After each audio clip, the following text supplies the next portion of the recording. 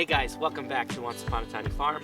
My name's Drew, and in this video I'm going to teach you how you can make your very own potting soil using your own ingredients right at home, so you don't have to go to the store and buy one of those pre-made mixes. So stick around and I'll tell you how to make the very best potting mix that you can make.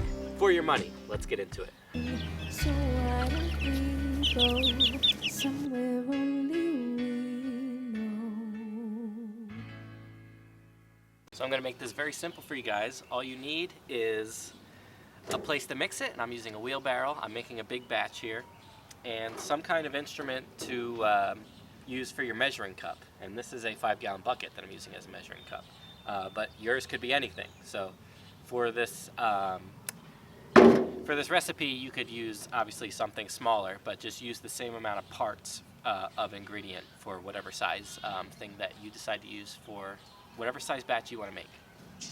And before I start, the reason that you might want to do this is because I was actually, Jill Winger on her Instagram had a story recently where in her story she was talking about how some of her seedlings had, all of her tomato seedlings were not growing, they were dying, and she couldn't understand why. And the thing that she figured out was that it was her potting soil. There's something was wrong with the quality of her potting soil that she bought one of those pre-bagged mixes at the store, and in other years she never had issues with it, but this year she did, and a lot of her plants died and she had to restart them. A lot of other people were saying the same thing, that maybe this year the quality control on these pre-bagged mixes of potting soil just isn't there. It's not very good. And so the solution, I think, for this and a lot of other things is to take care of things yourself and do it yourself. Make the best mix that you can make to grow your own plants. And that's what I'm going to show you real quick in this video.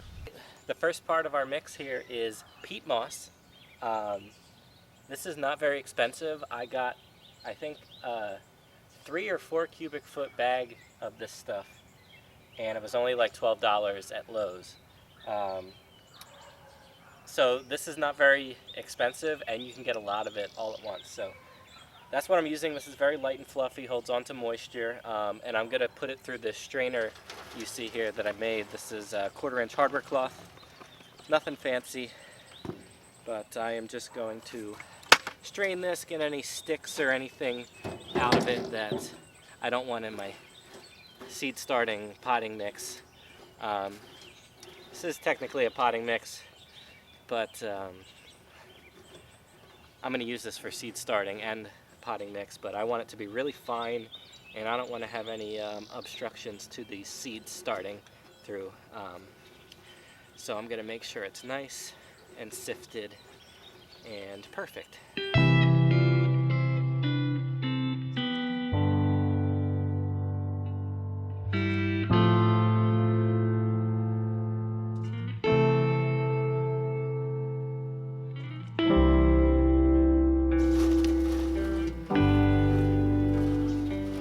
Alright, and that's all done.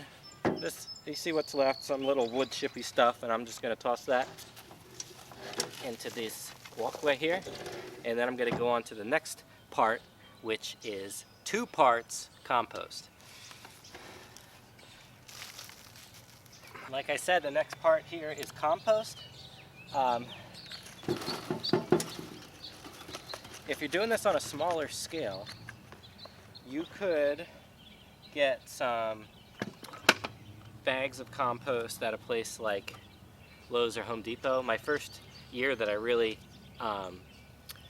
took gardening seriously and built a bunch of raised beds in my backyard, I got something, I think it was called Black Cow, which was a brand of, it was basically just cow manure, composted cow manure, and I got a lot of bags of that, and that was me not realizing that there is such a thing as like bulk delivery, where I could have ordered a big dump truck full for a lot less, better dollar price.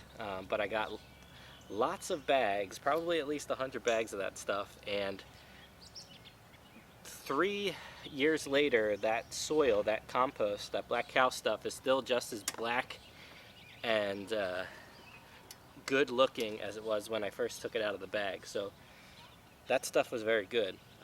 This stuff that I'm using, I sourced this year from a local nursery less than 10 miles from my house.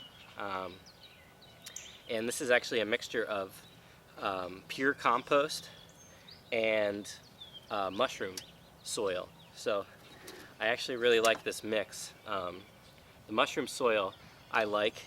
It's very mulch-like.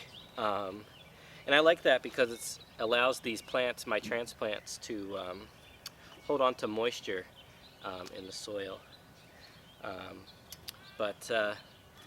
Yeah, do what works best for you on your needs.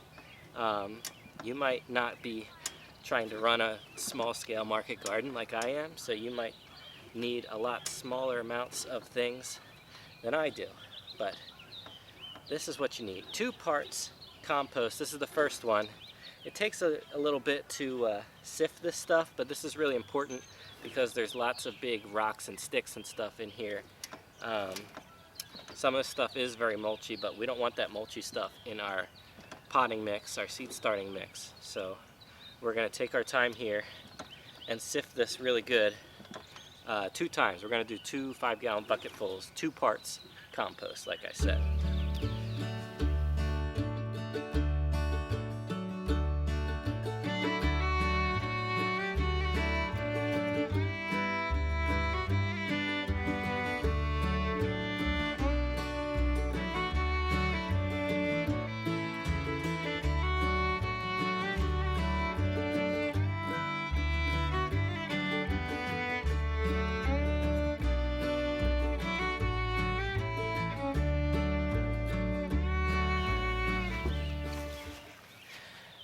This is what it looks like after it comes through the sifter. This is beautiful, beautiful compost.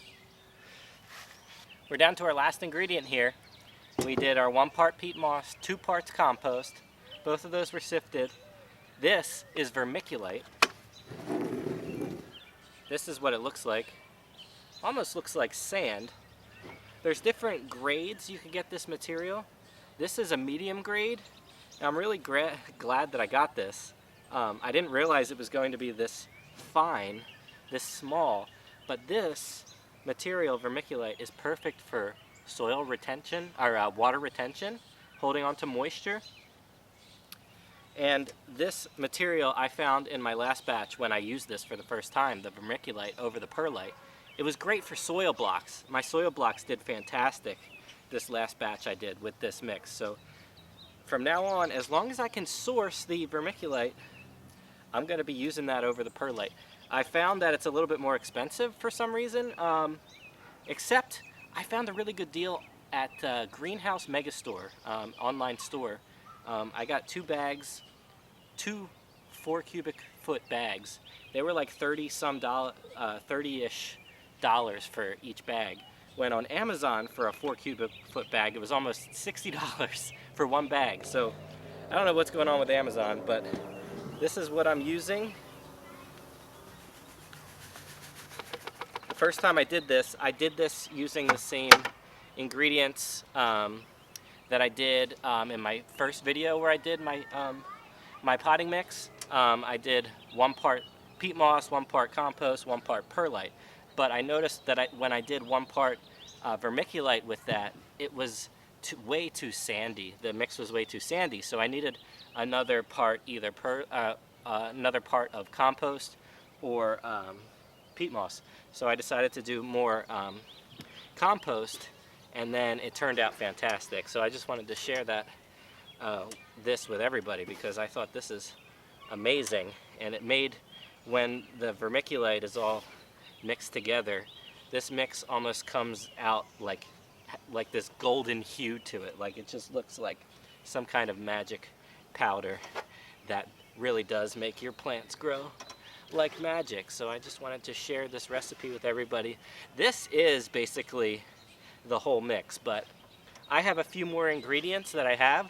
Like I could use this right now, obviously, to start seeds, but what I'm gonna do is add a little bit of worm castings because I have that, and to add some good living bacteria, microorganisms from the worm poop. That's what the worm castings is. It's a fancy name for worm poop. But that stuff is gold for your soil. And I actually know that that stuff works really well, and I posted a video on my Instagram recently showing one of the soil block transplants as I was planting it had a little worm in it. Just shows that this stuff works, that the soil is alive, and that's what you want it. And you're not sure really if you buy some pre-made Miracle Grow mix or whatever you get at the store, how alive that soil is, or how long it's been in those bags or in warehouses before, you know, purchasing it and before you using it. This way, I think, is an awesome way to know that you're getting a good mix. I mean, it's just the peat moss. The compost is very important, but that's something that you could make at home for free. And I'm actually going to be doing a video on how to make your own compost soon. I'm not an expert on that at all. I did one attempt at making compost, and it worked. And I actually made a row with my very own compost, and I planted carrots in it, and the carrots all germinated, and it's great. But it was very weedy. I didn't do a good job. I don't think my compost was completely done composting. So those weed seeds, there were a lot of weed seeds in there. But I made compost, so I'm going to try it again using the Berkeley method, and that's a way that I think it's an 18-day compost. I don't know if we'll actually get that done in 18 days, but if it's something close to that, I'll be very happy. I'll be using, for that, when I do that, it'll be using the straw from our chickens' coop bedding and their manure and grass clippings. And that's basically it. So we're saving our grass clippings from the lawnmower. I actually get some grass clippings also from our neighbor when he mows his lawn. He would otherwise bring it to the dump, but no. I will compost that, and sometimes I actually use their grass clippings as bedding in their run when I don't feel like buying more wood chips or just don't have that stuff available. I prefer the wood chips in their run, but sometimes I just use grass clippings because that's what I have, and I just sprinkle that on top. So they're, yeah, the birds are very happy. So here, this is an almost finished potting soil. Would be great for soil blocks, great for potting up anything, great for starting seeds. This is awesome. But I'm still going to add those worm castings like I said, and I'm also going to add a sprinkle of something else. I'll show you real quick. So now I'm just going to add some worm castings. Like I said, this stuff is like literal black gold. I'm going to add just a few handfuls in. I did another video on making our own worm bin in 5-gallon buckets that you could check out if you're interested. I haven't harvested any of that yet, but I'll check on them in a few months and see how that's doing. This is the other ingredient that I was talking about. This is mycorrhizae. Last year I used a soil mix called Pro Mix, and the Pro Mix had basically 2 ingredients. It was peat moss and with mycorrhizae, peat moss, perlite, and mycorrhizae. And what this does is basically create these incredible roots, structures, root systems underground, almost like a web. So this is full of really, really good nutrients and stuff. This actually includes kelp, biochar, and worm castings are in this also as well. So I'm just going to put a little scoop. It came here with a little measuring cup. I just want to know that this stuff is in here. I really want my soil to be as alive as possible. And there you go. Got some mycorrhizae. Gonna mix all this in, and we're done.